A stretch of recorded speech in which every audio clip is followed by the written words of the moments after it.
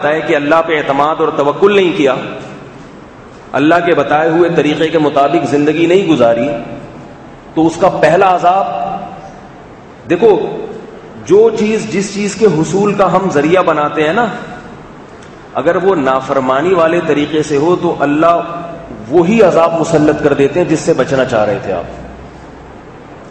تو لوگ یہ کرتے ہیں ٹینشن سے بچنے کے لیے، تو اللہ اسی چیز کو ٹینشن کا ذریعہ بنا دیتے ہیں۔ تو پہلا عذاب یہ آتا ہے ٹینشن، دوسرا عذاب اس سے بھی بڑا ہے۔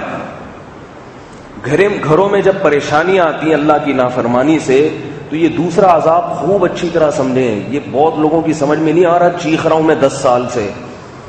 دوسرا عذاب یہ ہوتا ہے کہ بجائے گناہوں سے توبہ کرنے کے، اللہ تعالیٰ اس کو تاریخ چغتائی اور دوسرے روحانی علاج والوں کے جال میں پھنسا دیتے ہیں کہ اب قری رسالہ لگوا لو، اس میں وظیفے لکھے وہ پڑھ کے، یا فلاں جگہ مفتی بیٹھا ہوا ہے، فلاں جگہ عامل بیٹھا ہوا ہے، فلاں دیوبندی ہے، فلاں ریونڈ سے فارغ ہے، فلاں بہت بڑا مفتی ہے، وہ قرآن سے کچھ چیزیں تمہیں بتا دے گا، وہ پڑھ کے اپنے گھر کا علاج کراؤ۔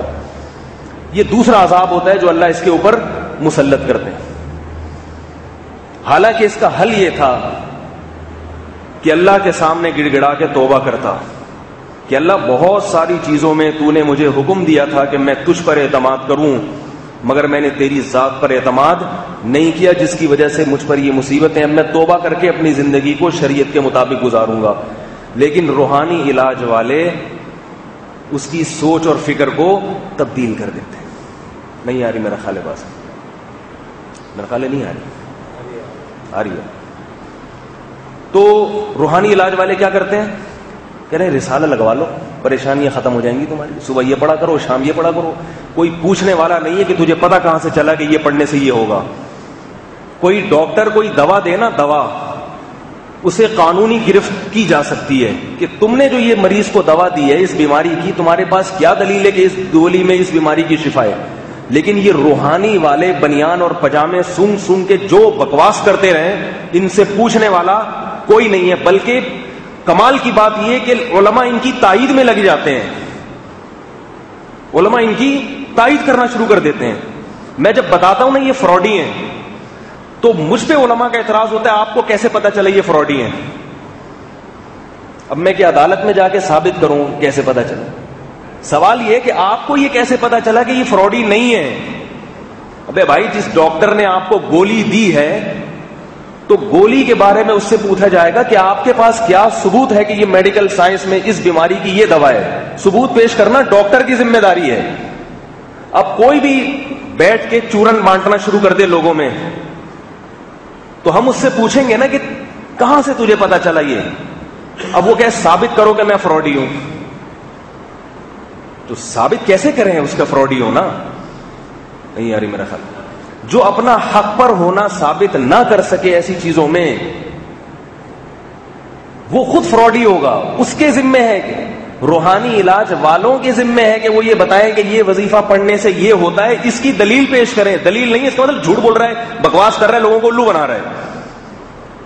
بہت مشکل ہے آپ لوگوں کو بات سمجھانا، بہت مشکل ہے۔ یہ جھوٹ بول رہا ہے۔ اور یاد رکھو، بار بار یہ میں 1 منٹ کی بات کر کے اصل موضوع کی طرف آ رہا ہوں، گھبرائیں نہیں، کیونکہ آپ لوگ کو پتہ ہے کہ جب یہ روحانیت کا موضوع آتا ہے پھر آپ کہتے ہیں کہ یار یہ سارا انہی پہ چلا جاتا ہے۔ یہ اس لیے بتاتا ہوں بار بار کہ میرے بیان سن کے لوگوں کے بال سفید ہو گئے، مگر پھر بھی جاتے انہی مکھنچوؤں کے پاس ہیں۔ تم نے زندگی تباہ کرنی ہے تو تباہ کر لو، برباد کر لو۔ پشاور سے فون آیا چند دن پہلے، حضرت ہمارے گھر میں یہ بھی تھا، یہ بھی تھا، میرے 3 ہمارے بھائی بیت ہیں، وہ روحانی والے، وہ جو اب رسالہ نکل رہے ہیں، ان شیخ سے بیت ہیں، اور یہ چڑیل اور بھوت انہوں نے علاج کر دیا، پھر ہم فلاں کے پاس گئے، اس کا علاج ہو گیا، اللہ کا شکر ہے بڑا سکون آ گیا گھر میں ان کے علاج سے۔ میں نے کہا خدا کی قسم یہ چیزیں چڑیلیں بھوتیں دوبارہ نہ آئیں تو میرا نام بدل دینا۔ سمجھ میں آ رہی ہے بات؟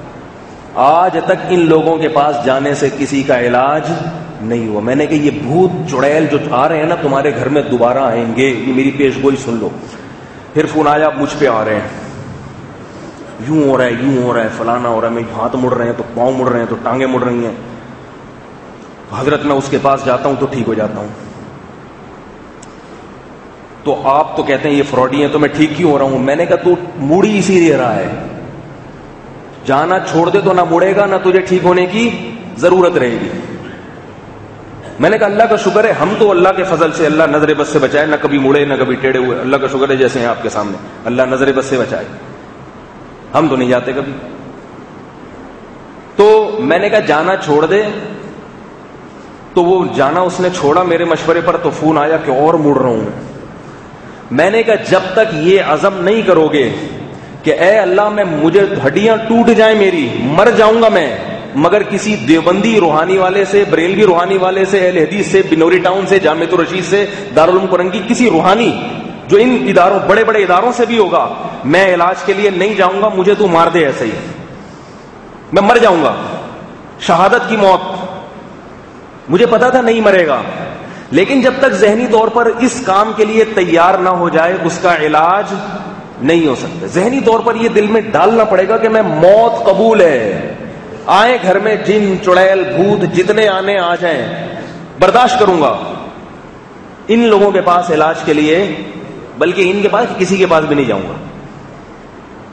باقی آیت الکرسی پڑھ کے دم کرنا وہ ٹھیک ہے، وہ خود ہی کر دو، اس کو میں کہہ دیتا ہوں آیت الکرسی پڑھ کے پھونک لگا دیا کرو، وضو کیا کرو، آیت الکرسی پڑھو، پان گٹکا تھوک دو، تیزاب سے کلیاں کرو۔ گٹکا کھا رہے ہو تو پھر وہ اس کا اثر نہیں ہوگا، وہ پھونک کا جو ہے نا گٹکے کا، کیونکہ وہ جس جن پہ وہ پھونک لگے گی اس کو گٹکے کی خوشبو آئے گی تو وہ بھی گٹکے کا عادی ہو جائے گا۔ گٹکے کی ایسی نشہ ہے گٹکے کا، یہ جو تمباکو اور گٹکا یہ تو جانوروں کو اس کی لت پڑ جاتی ہے، جانور نشے کے عادی ہو جاتے ہیں، جن بھی تو ایک چیز ہے، ایک مخلوق ہے، تو وہ پھر وہ پھونک سونگنے آئے گا تمہاری، بولے یار بڑا مزہ آیا تھا اس نے جب پھونکا تھا۔ تو تیزاب سے کلی کر کے، کیونکہ گٹکے کی بدبو عام پانی سے نہیں، تیزاب سے کلی کر کے فاتحہ پڑھ کے پھونک لگا دیا کافی ہے۔ تو پھر اس کا فون آیا حضرت یوں ہو رہا ہے تو یوں ہو رہا ہے، میں نے کہا مر جاؤ یار، ویسے بھی مرنا ہے۔ تو پھر اللہ کا شکر ہے جب بہت ہو گیا پھر آہستہ آہستہ اس کا فون آیا، اللہ کا شکر ہے حضرت میں اب خود بخود ٹھیک ہو رہا ہوں۔ پھر لیکن جراثیم نہیں مرتے نا، کہہ رہے اگر آپ کی اجازت تو ایک دفعہ میں چیک اپ کرا لوں۔ میں نے کہا تم ٹھیک نہیں ہوگے، تم ٹھیک نہیں ہو، تو چھوڑ دو بھائی ان چکروں کو۔ خیر